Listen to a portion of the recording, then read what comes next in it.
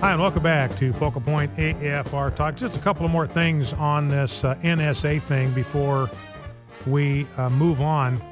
There's a court, and we've been assured by President Obama that because of this FISA court, this Foreign Intelligence Surveillance Court, that everything's copacetic. We got nothing to worry about. We got all kinds of oversight here. This is being looked at. We got judges evaluating every one of these requests. Nothing to see here. Move along. We got all kind of oversight of this program.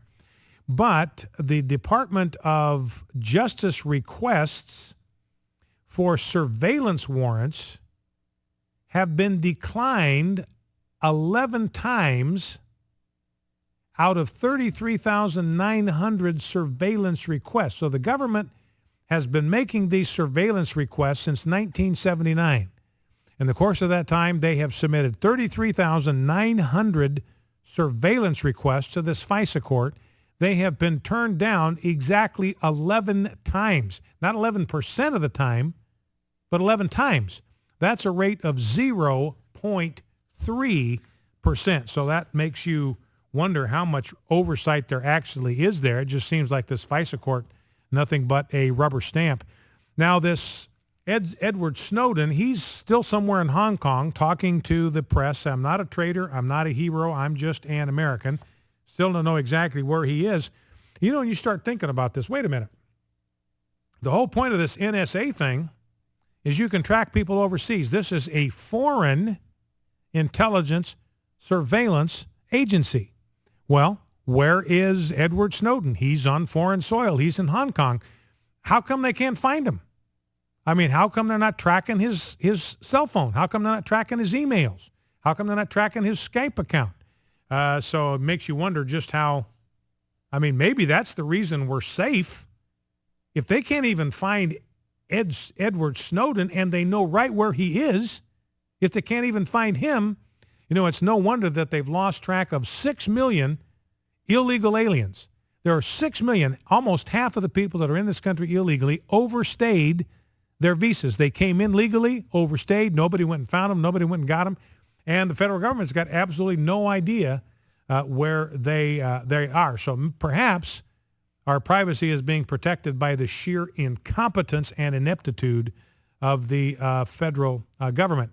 Now, a question by Gary Schmidt. This is a guy that worked in intelligence services for some time.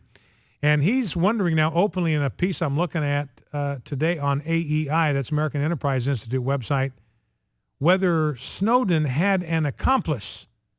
He thinks it's perhaps unlikely that the Snowden was acting all by himself. He says this: what is especially curious for those with some knowledge of the system and Snowden's place in it was his ability to pass along the Foreign Intelligence Surveillance Court documents. That's what I was just talking about, this court that just rubber stamps these requests. These documents are some of the most closely held pieces of paper in the government, or at least they used to be when I had oversight responsibilities for intelligence activities. So how did Snowden get access to these materials? The most likely and mundane answer is that he took advantage of internal lapses in security, which is not a comforting concept, either of a technical or personal nature, or less likely, but still a possibility not to be overlooked, is that he was helped by someone else, an accomplice presumably still working within the NSA and NSA contractor system. So there, in other words, there still could be some whistleblower, some mole working inside. Now, you might have heard a poll released yesterday saying, hey, the American people love this surveillance business. They're fine with it. They got no problem with it. But CBS came out with a poll indicating something different. 75% of Americans approve of federal agencies collecting the phone records, listen to this, of people the government suspects of terrorist activity. So 75% of the people say we support that if they are suspected, and this again gets back to the whole concept of reasonable cause. You got reason to suspect them. They've done something that arouses reasonable, rational basis of suspicion. Nobody's got a problem with the federal agencies collecting phone records from those people. I don't have a problem with it. You don't. That's consistent with the Fourth Amendment. It's got to be reasonable, got to have a warrant. But listen to this. 58%, or a majority of the American people, disapprove of this type of data collection in the case of ordinary Americans. So don't be misled. You're going to hear these polls massaged by the mainstream media. The American people are fine with this or not. According to CBS, 58% said, no, we do not approve of this kind of data collection on ordinary American people. And with independents, it's 34-62. 34% approve of collecting phone records on ordinary Americans. 62% disapprove. So if you're out there trying to get these precious independent votes, well, there's a good place to start. And Glenn Greenwald, he's the guy from The Guardian that broke this story. Some interesting things to say about the mainstream media and the way they are covering for the Obama on this. He said the mainstream media is trying to cover for Obama, and where they were severely critical of Bush and his surveillance, now they are defending when President Obama is not only doing the same things, but doing things that are far worse. Bush just surveilled foreign agents that were trying to stir up trouble in the United States. President Obama is domestically surveilling you and me, American citizens. Here's what Glenn Greenwald said, and he's an arch liberal. He's uber left in his own politics, but he's just following the lead and the trail where it goes. I'm not surprised about this kind of liberal media pandering. I've been amazed and disappointed for a long time at how the most slavishly partisan media Democrats who pretended to care so much when doing so helped undermine George Bush are now the loudest apologists and cheerleaders for these very same policies. To call them principle-free, hackish, and opportunistic is to be overly generous. So again, that's not me saying that about the mainstream media. That's Glenn Greenwald of The Guardian. They are principle-free, hackish, and opportunistic, those that are hacking and flacking for President Obama on this deal. Now, you've got this division of opinion among conservatives. Clip number 4, and then we'll take some phone calls. Clip number 4, this is Lieutenant Colonel Ralph Peters. He's been a guest on this program before. He's frequent Fox News contributor on matters of national security. And here's what he wants to happen to this Edward Snowden fellow. Let's listen. And now you've got this 29-year-old high school dropout whistleblower making foreign policy for our country, our security policy. And the guy, look, I think it's sad, Brian, we've made treason cool. Betraying your country is kind of a fashion statement. He wants to be the national security Kim Kardashian. He cites Bradley Manning as a hero.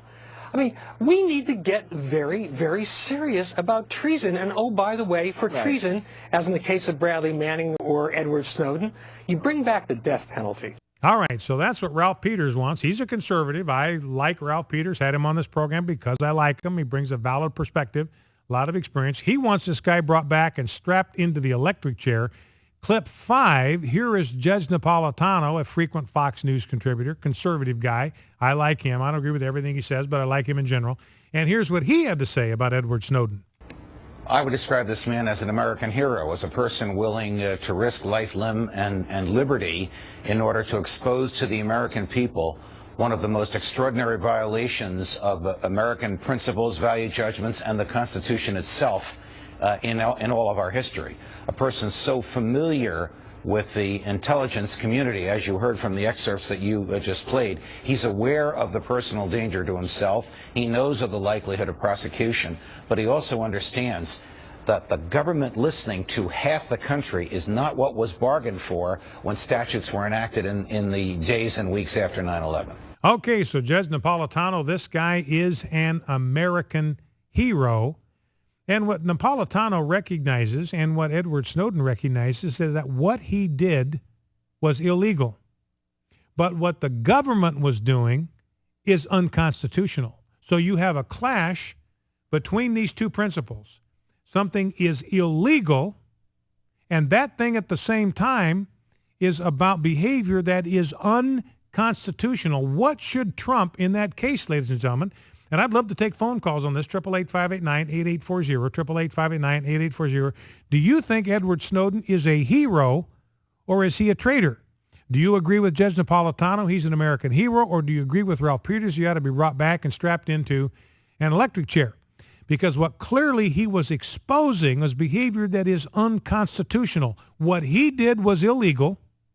what the government has been doing is unconstitutional. Which do you think ought to trump in a case like this? Well, let's grab a couple of phone calls before the break. Let's go to Buddy in Spring, Texas.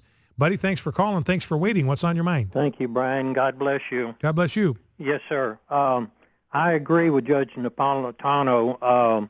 They didn't strap the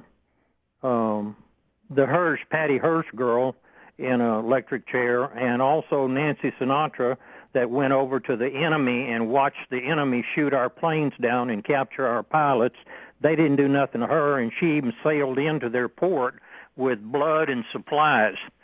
So I want to hear the soothsayers jump on those two supposedly wealthy women, and this young man here just brought out the fact of what a corrupt government we have. Yeah, and that's why, I think my sympathies are with this guy, because what he is exposing here is egregiously unconstitutional. And I think the Whistleblower Act was designed for guys like him. All right, listen, I appreciate the call, buddy. Let's grab one more call before the break. Let's go to Mark in Grand Rapids, Michigan. Mark, welcome to Focal Point. What's on your mind? Hi, Brian. Hey. God bless you and brother, and you always hit the ball out of the park. Well, thank you. I have a chance to listen to you. Thank you. Brian, a few weeks ago I was listening, I was listening to Rush Limbaugh, and he thinks that Barack Obama is immune to all these things that are going on in our country. It's getting so turned upside down, and, I can't believe what is happening to our country. Yeah. It's just backwards, upside down, inside out. I don't even recognize it anymore, and I'm 55 years old. Well, Mark, and you got a lot of company, and I appreciate your call. There's a lot of people that just do not recognize what the United States of America has become under this administration. And you look at all these scandals. This is not America. This is not a constitutional republic. My conversation with Hans von Spakovsky. This is not a constitutional republic where rights are respected and the rule of law is upheld and the Constitution is the supreme law of the land. That's not what we're dealing with here.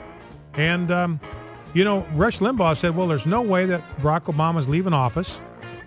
And he's also said there's absolutely no way the press will turn on him. But we're seeing that. I don't think he's right about that. I think we may see the press now beginning to turn on the precious one, Barack Obama. Focal Point, AFR Talk, back in 2.